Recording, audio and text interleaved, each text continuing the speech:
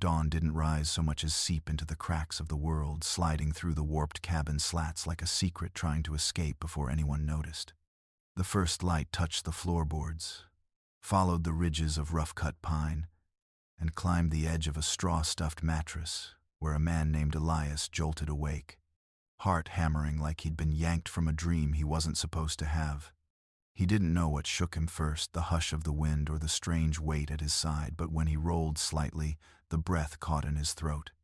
There she was, Clara, the landowner's wife, asleep beside him. Not draped, not collapsed in drunken haze, just lying there. Her head turned toward him, dark hair spilling across his pillow like it had always belonged there. For a full second, his mind refused to believe his eyes. Maybe the light was lying. Maybe he was still dreaming. But then her breath brushed his arm, warm, gentle, devastating, and reality struck so violently his ribs seemed to tighten around it. He froze. Not even a blink dared break the moment.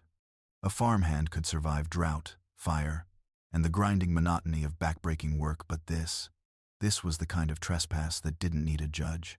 Folks would line up to cast the first stone. His pulse hammered so fiercely he feared the sound would wake her. He swallowed, but his throat was dry as cracked earth.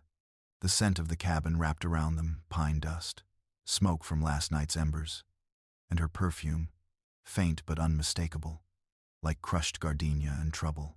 He squeezed his eyes shut, replaying the night before. Lanterns strung along the path behind the barn, the summer air humming with fiddle music.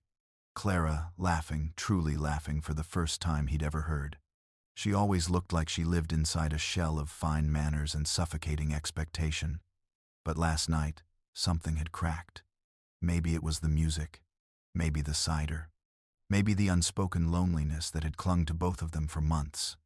He remembered her standing too close, brushing dirt from his sleeve with fingers that lingered. He remembered her whispering she needed air, that she felt trapped in her own home, that he was the only person who actually saw her. He remembered taking her hand. He remembered the trembling.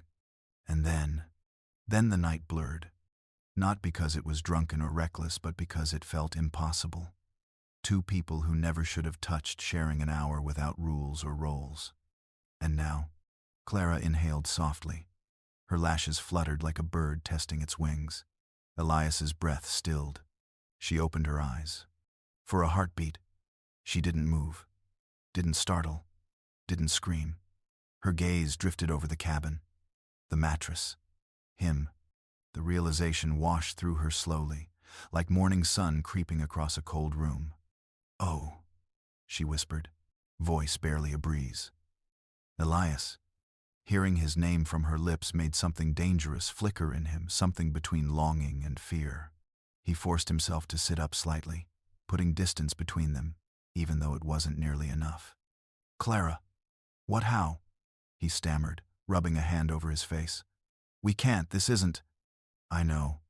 Her voice cracked right down the middle. Silence swelled, thick with dread. Then she sat up too, clutching the blanket to her chest like a shield. Her hair fell around her shoulders, wild and uncombed, nothing like the pristine braid she wore each morning. She looked younger like this, human in a way society never allowed her to be. "I didn't plan to," she began softly. "After the festival, I didn't want to go back to that house. I didn't want to be alone.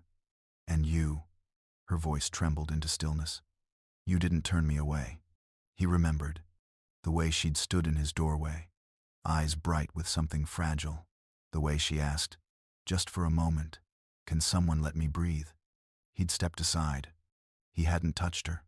Not once. He'd slept halfway off the mattress to avoid even brushing her skirt. But that wouldn't matter if anyone found out. Clara hugged her knees, whispering, "What have I done?" Elias stared at her, feeling the fear crawl under his skin like a living thing. Not fear for himself, he'd survived worse. Gossip, scorn, even getting run off the land. He knew he could endure that. But Clara? Clara would never survive the consequences. Society punished women far more viciously than it did men. Her reputation would be shredded. Her marriage, her status, her safety, all of it destroyed in a single slanderous breath. "No one saw you come in," he said quietly. "No one saw anything."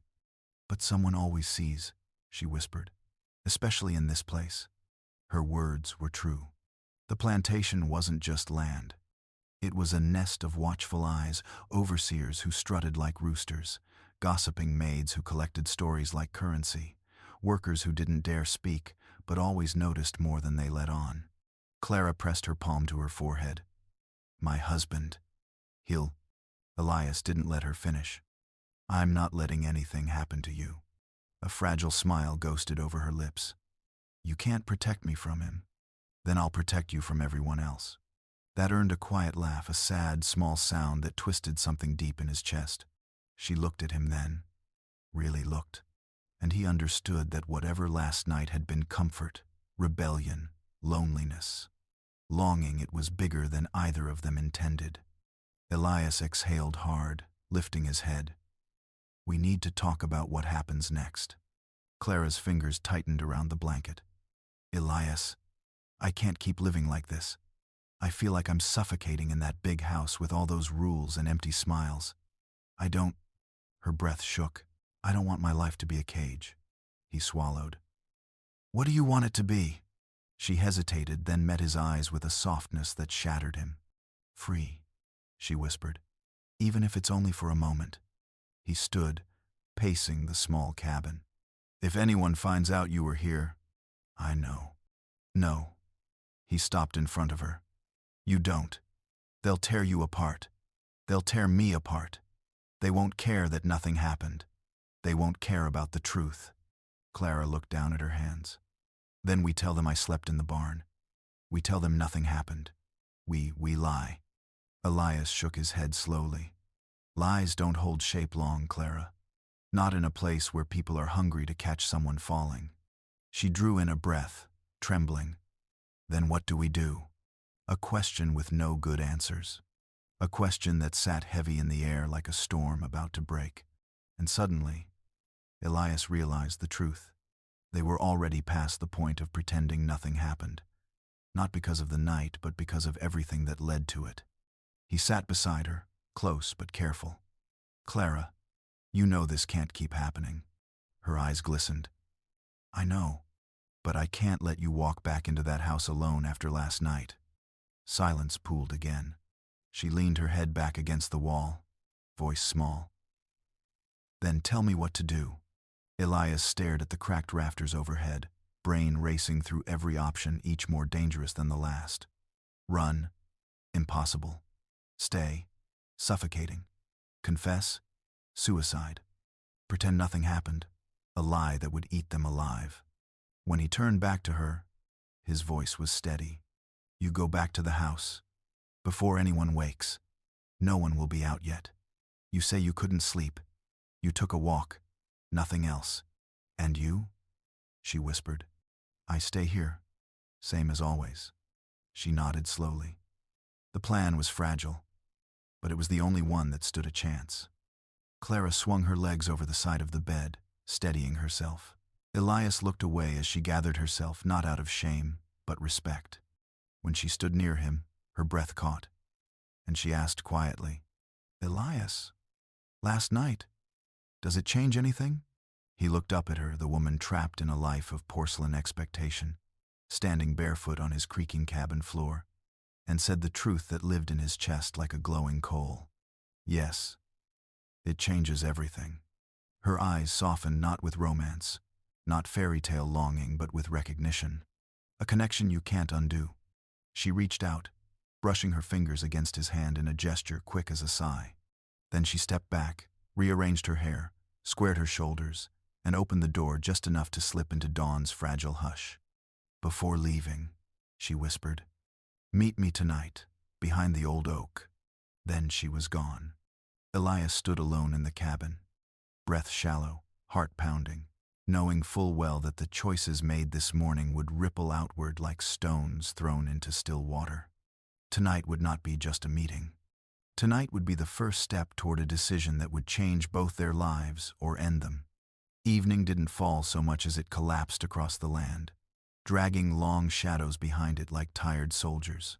Elias had been pacing since sundown, boots tracking a restless path in the dirt near the old oak tree. The tree stood at the edge of the property, gnarled and ancient, rooted in a history older than the plantation, older than the landowner, older than every rule that now tried to choke the life out of both him and Clara. Every few breaths he glanced back toward the big house on the hill, its windows glowing a faint amber in the dark. Each flicker of lantern light made his stomach twist. Any one of those lights could be her. Anyone could be her husband. Anyone could be someone who already suspected something. He didn't know whether she'd come. Should she? Would she risk this again? He didn't blame her if she didn't, but the thought hollowed him, scraped something raw inside his chest. A twig snapped behind him. Elias spun, heart leaping. Clara stepped into view, cloak wrapped tightly around her shoulders, breath visibly trembling in the cool dusk. Her hair was tied back, but loose strands fell around her face, catching in the wind. She seemed smaller than she had that morning, or maybe the weight of the day had shrunk the world around her. "You came," he breathed, half relieved, half terrified. "I had to," she whispered, stepping closer. "I couldn't stay in that house another moment." Every room felt like a question I couldn't answer. He could see how shaken she was. Her hands, normally composed and delicate, trembled at her sides. Her lips pressed tight to keep her voice from breaking. Elias wanted to comfort her, to steady her, but he knew even that gesture could be their undoing if anyone was watching. "Walk with me," he said softly. They moved deeper into the trees, following a path only the workers ever used. It wound behind the barns, through the tall grass, toward the river that split the north edge of the land. The night was alive, crickets singing, leaves whispering, but beneath it all, a tension hummed like an invisible wire, vibrating with danger. When they were finally far from sight, Clara stopped beneath a cluster of pines and turned to him. "I can't face another morning like today," she said. "I felt the walls watching me. The maids whispered every time I passed. My husband kept asking why I looked tired. Elias, I thought I'd faint." Her voice cracked, and for the first time, she looked afraid of herself, of how thin the line had become between sanity and suffocation. Elias stepped closer but didn't touch her. "Clara, we don't have to keep doing this. We can end it now, before anyone gets hurt." Her expression softened, but not in surrender, more like in recognition of a truth she didn't want to live with. "You think that would stop anything?" she whispered. "I would still feel trapped. I would still see you in every doorway. I would still hear the river at night and wish I were anywhere but that house." She paused, breath catching. "Ending us wouldn't end what's wrong." Elias felt something dark and honest rise in him, the truth that had stalked him every day since he first met her. "So what do you want?" The question hung heavy. Clara swallowed hard. "I want a chance, just a chance, to be myself, to breathe, to choose the life I want instead of the one chosen for me." Her eyes met his, steady despite the trembling. "And I know that life is not here." Elias felt the words like a stone dropped into deep water, sinking, sinking, until it touched something buried. A decision would have to be made. Not next month, not next week. Tonight. He exhaled slowly. "Then we need a plan." Clara blinked as if she hadn't expected him to say yes. "Not like that. Not with such certainty." "Elias, are you sure?" His answer came without hesitation. "If staying here kills you one day at a time, then yes, I'm sure." A breeze rustled the trees above them, sending pine needles drifting like a quiet blessing. "So we run?" she whispered. "We try," he corrected. "Running is reckless. Escaping, that's different. We do it smart, quiet, and careful." Clara's breath steadied slightly, comforted by the way he said "we," like the word had weight and meaning. "What do we need?" she asked. "A few things," Elias said, kneeling in the dirt. He smoothed the ground with his palm and began tracing rough shapes, a map drawn in moonlit earth. "First, The river, he murmured. It's our safest path. The overseers patrol the main roads. If we follow the water north, we avoid them. Clara knelt beside him. Her face glowed pale in the moonlight, eyes alert. But the river is deep, she said quietly. And cold. I know. But it hides tracks, Elias replied. Footprints vanish fast, and the current will muffle sound.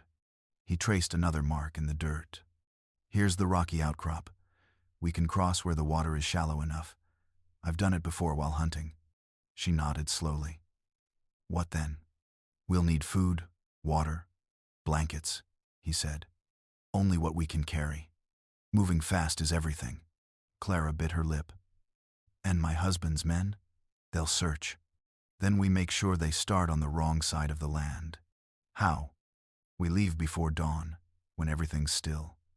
They won't notice until hours later. By then, we'll be in the woods. Clara stared at the map like she was memorizing every line. Then she said something so soft he almost didn't hear. Elias, are you doing this for me, or with me? He lifted his gaze to hers. With you, he said.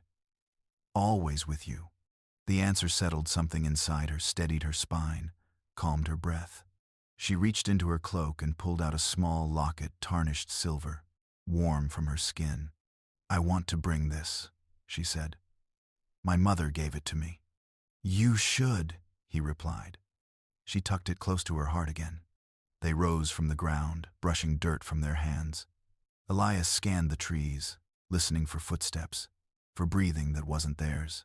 When the forest remained silent, he nodded toward the river. It's time. They moved through the woods, sticks snapping under their boots, leaves brushing their clothes. Clara clutched her cloak tighter, glancing behind them every few seconds. Elias kept a slow, steady pace, careful but urgent. The forest thinned. The rush of water grew louder. Then the river appeared, a shining strip of silver in the dark. Clara hesitated. It's deeper than I expected. It always looks that way at night, Elias reassured softly. Just keep to the rocks. He stepped into the river first. The shock of cold hit him like a slap, but he kept his balance, testing each stone before shifting his weight. Your turn, he said, extending his hand. Clara took it. Her fingers were icy with fear. The first step made her gasp. She wobbled, clutching his arm. Elias steadied her instantly. Easy, he murmured. One stone at a time. She nodded through clenched teeth. The current pushed against their legs, swirling and insistent. Every step felt like a battle against slipping. Elias placed his body between her and the deeper water, shielding her from the strongest pull of the current. Halfway across, her boot slid. Elias. He caught her wrist with lightning reflex, pulling her toward him so sharply she collided against his chest. Water splashed high around them. You're all right, he breathed, heart pounding. Clara's breath trembled against his shoulder. I almost... But you didn't, he said firmly. You didn't. She nodded, gripping him tightly for a moment before steadying herself. When they reached the far bank, Clara collapsed onto the grass, exhaling a shaky laugh. That was terrifying. And you did it anyway, Elias said, smiling gently. But the moment of relief didn't last, because as soon as they stood and looked back toward the property, they saw it. A lantern, flickering along the edge of the trees, swishing left and right like someone searching. Clara's blood ran cold. They're already looking? Elias grabbed her arm lightly, pulling her behind a fallen log. Maybe not for us. Maybe for a strayed cow. Maybe for a tool someone lost. But we can't assume that. Clara swallowed, voice thin. Elias, what if they know something? What if someone saw me leave the house? What if we move? He whispered sharply. Now. They hurried into the trees, disappearing into shadows. The lantern's glow bobbed once, twice, then drifted away. For a moment. Then another lantern joined it. 2 lights now. 2 shadows moving. Elias's pulse spiked. They know. Clara grabbed his sleeve. Elias. Run. They ran. Branches whipped at their legs. Leaves tore against their clothes. The forest roared around them, every sound amplified by fear. Clara stumbled twice, but Elias never let her fall, always a step ahead, always pulling her onward. The forest thickened brambles, roots, twisting paths. The lights behind them multiplied. 3, 4. Voices rose indistinct, but unmistakably searching. Faster, Elias urged. We're almost at the thicket. They burst into a dense patch of brush. Elias dragged her into a hollow beneath tangled branches, both of them gasping for breath. The voices came closer. Tracks here! By the river! Spread out! Clara covered her mouth to silence her breathing. Elias wrapped an arm around her, pulling her deeper into shadow. Footsteps crunched just feet away. A lantern beam swept over the brush too close, too bright. Clara's heart galloped wildly. Elias could feel it against his palm. The men paused. For a moment, it seemed inevitable they'd be discovered. Then, tracks end by the water. They probably headed downstream. Check the rocks. The lights shifted away. Footsteps faded. Only then did Clara release the trapped breath in her chest, trembling uncontrollably. Elias held her tighter. We're okay. For now. Clara closed her eyes, tears slipping silently down her cheeks. Elias, if we keep going, there's no turning back. Is there? No, he whispered, brushing his thumb along her trembling arm. There isn't. She looked at him, truly looked, and nodded. Then let's keep going. They moved deeper into the forest, lantern lights shrinking behind them, swallowed by the trees. Night closed around them, dark, cold, dangerous, but they kept going. Together, knowing that by dawn, their world would never be the same. The forest was different at dawn. Not softer, not safer, just awake. Birdsong drifted through the branches, deceptively peaceful for two people who'd spent the last hours running from lantern light and angry voices. The sky was still gray, the sun not yet fully risen, and Elias could feel the urgency curling around them like smoke. They didn't have long. The men searching for them would rest only briefly, then start again with fresh eyes, fresh anger, fresh certainty that whoever had slipped through the shadows needed to be dragged back. Clara walked beside him, steps light but unsteady. Her cloak was torn from brambles, her hair tangled, her breath visible in the cold morning air. But her eyes, those eyes that once held only quiet sorrow, now burned with a stubborn fire. Elias, she whispered, pulling her cloak tighter. Do you think they'll keep searching? Yes, he said honestly. Not forever, but long enough to make this part dangerous. She nodded, absorbing the truth without flinching. She had grown harder overnight, shed the softness that came from living behind walls. The forest had carved sharper lines into her, but it had also freed something. A spark. A will. How far until the mountains? She asked. A few miles yet, he said. Maybe more. But once we reach the ridge, the ground gets rougher. Fewer horses, fewer men willing to follow. And after that? Clara's voice trembled with both fear and hope. After that, Elias said, there are valleys where no one knows our names. The idea pulled a thin, fragile smile from her.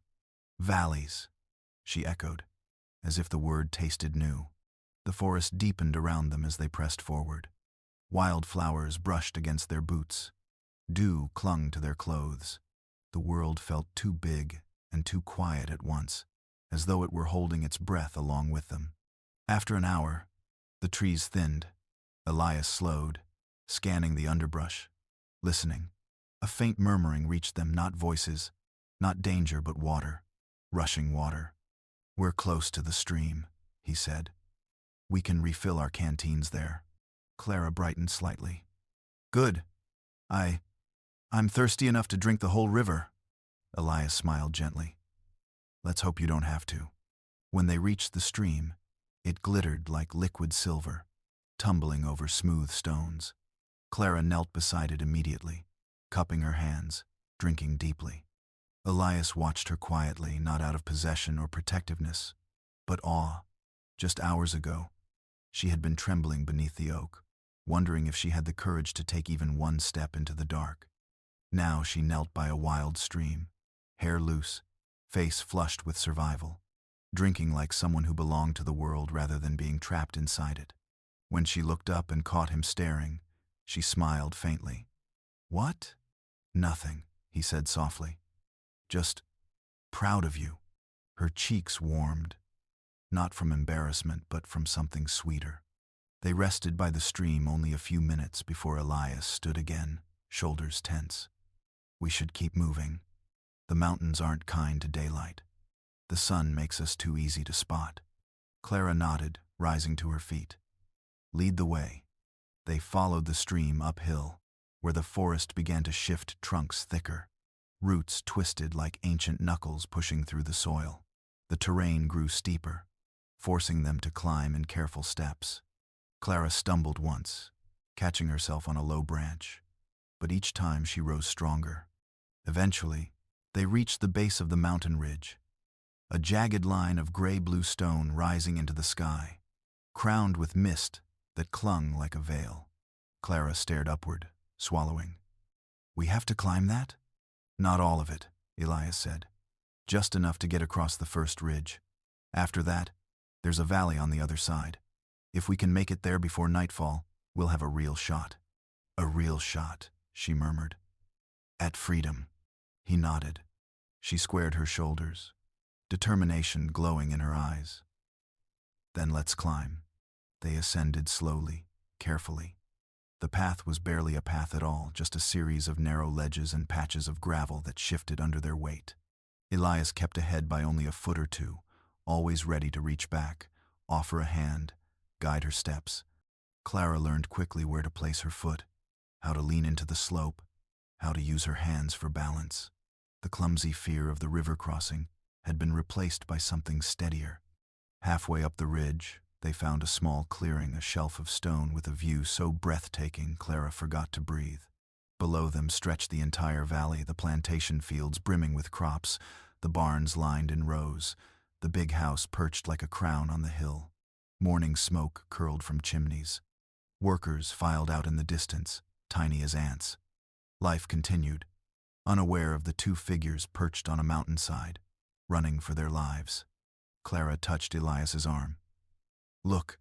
He did. For a moment, neither of them spoke. "It looks small," she whispered. "It is," Elias said quietly. "Everything looks smaller when you're finally above it." She exhaled shakily. "I can't ever go back there, can I?" "No," Elias said. "You can't." Clara nodded. Not sadly, not regretfully, but with acceptance.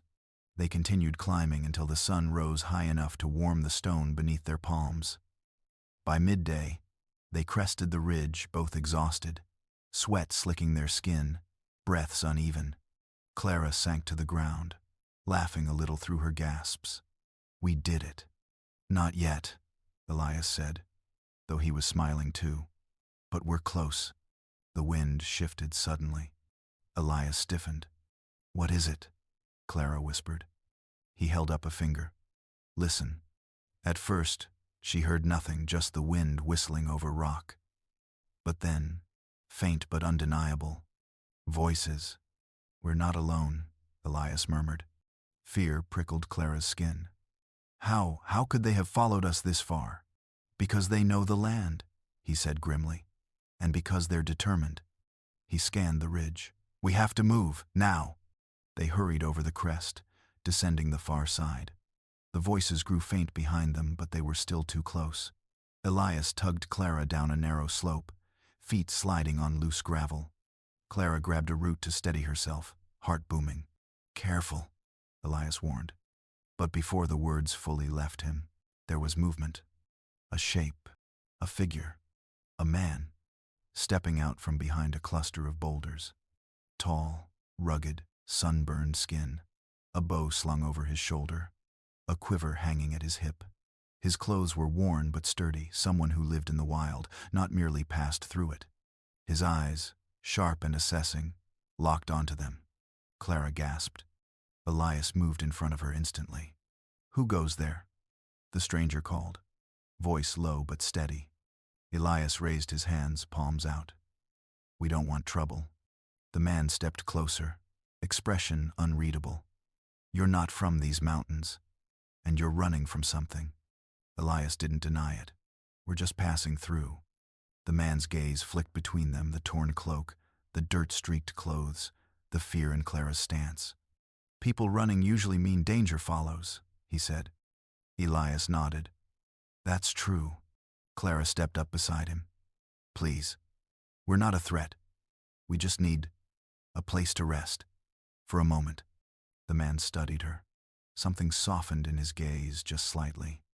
After a long breath, he lowered his bow. "You're lucky I'm the one who found you," he said.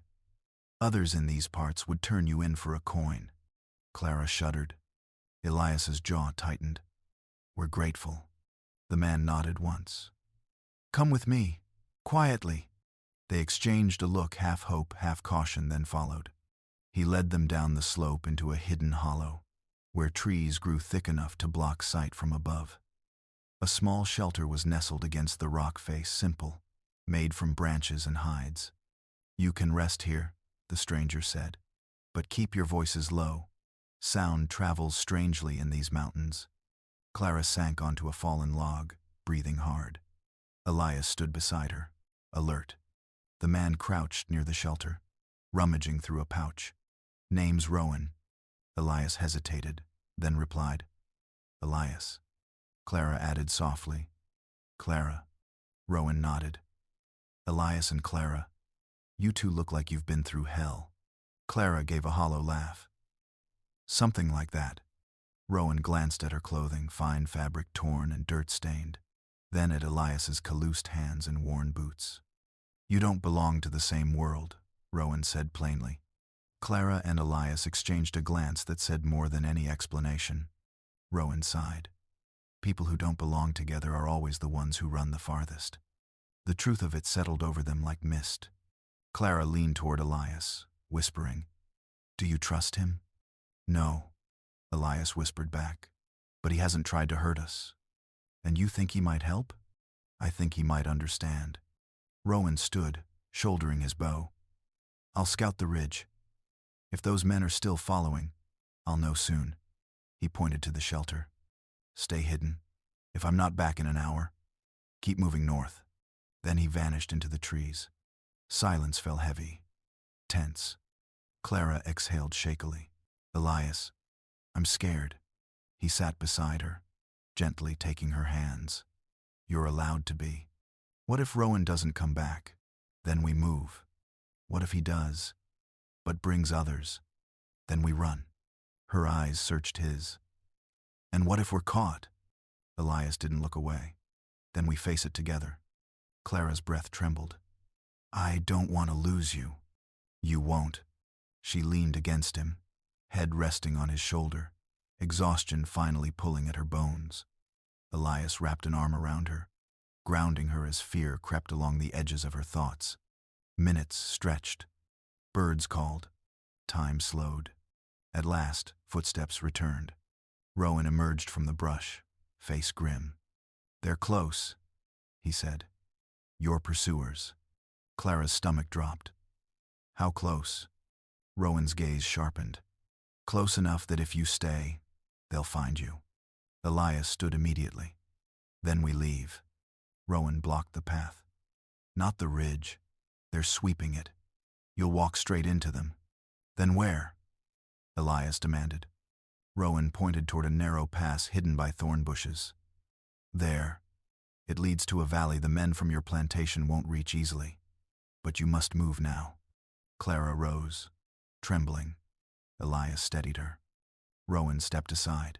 "Go. And don't stop until you're out of sight." Clara paused. "Rowan, why help us?" Rowan's eyes softened only a little.